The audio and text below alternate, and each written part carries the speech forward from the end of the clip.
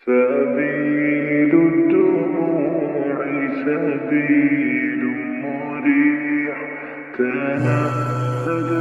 Assalamualaikum warahmatullahi wabarakatuh. Segala puji hanya milik Allah SWT, Tuhan semesta alam. Salawat dan salam semoga selalu tercurahkan kepada junjungan kita Nabi Muhammad SAW, keluarga, sahabat, serta umatnya hingga akhir zaman. Bayangkan jika uang yang seharusnya digunakan untuk bangun sekolah, rumah sakit, dan jalan malah masuk ke kantong pribadi seseorang. Itulah yang disebut korupsi. Korupsi bukan hanya merugikan negara, akan tetapi juga merusak moral, kejujuran, dan amanah. Pada video ini, saya akan memaparkan materi tentang korupsi. Korupsi adalah perbuatan menyalahgunakan amanah atau kekuasaan untuk mendapatkan keuntungan pribadi. Bentuknya bisa berupa mengambil uang rakyat, menerima suap, memasukkan laporan, menggelembungkan anggaran, atau menggunakan jabatan untuk kepentingan pribadi. Dalam Islam, perbuatan ini disebut gulul, yaitu mengambil sesuatu secara tidak halal dan sembunyi-sembunyi. Korupsi juga adalah perbuatan yang bertentangan dengan ajaran Islam, karena melanggar nilai kejujuran, amanah, tanggung jawab, dan keadilan. Dalam akidah, setiap hamba akan dimintai pertanggungjawaban atas harta, jabatan, dan amanah yang diberikan oleh Allah SWT. Sedangkan dalam akhlak, korupsi adalah melanggar hubungan antar manusia karena menyebabkan kerugian dan ketidakadilan. Korupsi bukan hanya masalah hukum negara, tetapi juga masalah iman.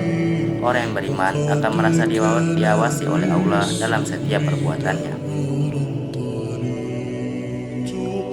Korupsi dalam bahasa Latin adalah busuk, rusak, menggoyahkan, memutar balik, dan menyogok. Sedangkan korupsi dalam bahasa Arab adalah riswah, khianah, fasad, gulul, dan batil. Menurut UU Anti Korupsi, tindak pidana korupsi adalah segala tindak yang dapat merugikan keuangan negara, menghambat pembangunan sosial, serta melanggar hak-hak sosial dan ekonomi masyarakat secara luas.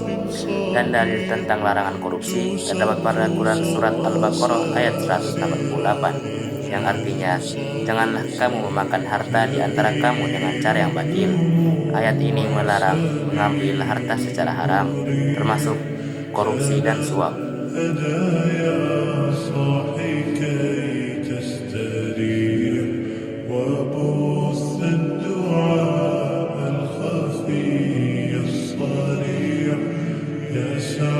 Beberapa faktor yang menyebabkan seseorang melakukan korupsi antara lain: yang pertama, lemahnya iman, tidak merasa diawasi oleh Allah; dan yang kedua, tidak amanah sehingga berani mengambil sesuatu yang bukan haknya; dan yang ketiga, keserakahan, tidak pernah merasa cukup dengan rezeki halal; dan yang keempat, tekanan lingkungan melihat korupsi sebagai hal yang biasa; dan yang kelima, kurangnya pendidikan moral, terutama akhlak.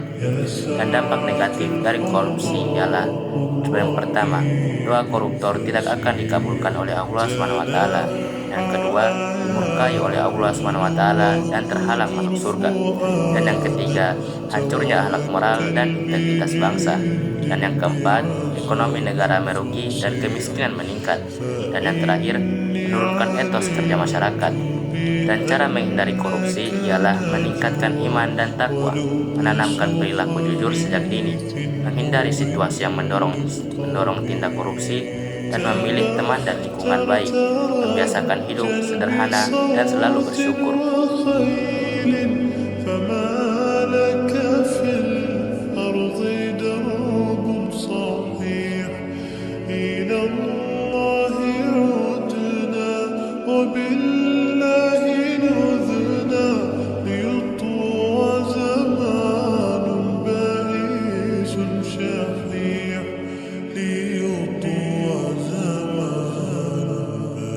Kesimpulan dari materi saya ini adalah korupsi adalah perbuatan haram dan termasuk dosa besar dalam Islam. Perbuatan ini merusak diri sendiri, masyarakat, dan negara. Melalui akidah halal, kita diajarkan untuk menjaga amanah, berlaku jujur, dan menjauhi harta haram. Generasi muda harus dibekali dengan nilai iman dan akhlak agar menjadi pribadi yang bersih dan berintegritas serta bebas dari korupsi. Sekian dari saya. Assalamualaikum warahmatullahi wabarakatuh.